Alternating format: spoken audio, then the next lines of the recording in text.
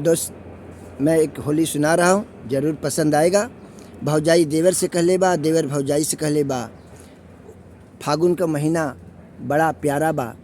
का कहलस देवर भौजाई से, भौजाई देवर से, असो होली में चोली रंगाई भौजी, असो होली में चोली रंगाई, असो होली में चोली रंगाई भौजी, असो होली में चोली रंगाई।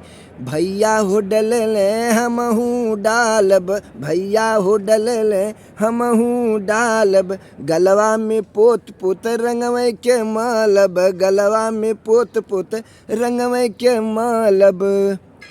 असो होली में चोली रंगाई भौजी, असो होली में चोली रंगाई, असो होली में चोली रंगाई भौजी, असो होली में चोली रंगाई।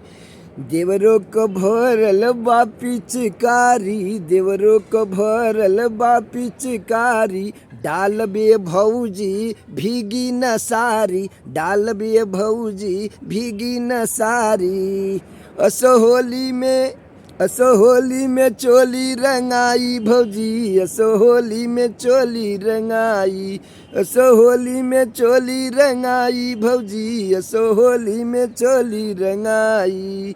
मस्त महीना फागुन कयायल, मस्त महीना फागुन कयायल, बुढ़वा जवान सब रंगायल, बुढ़वा जवान सब रंगायल।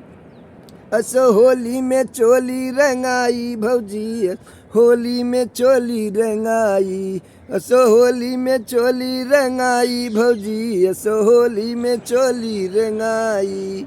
वीडियो लाइक करना, वीडियो सब्सक्राइब करना, वीडियो शेयर करना दोस्त, भूलना मत दोस्त। सारा रारा रारा रारा बा जोगी जी, सारा रारा बा भाई बा।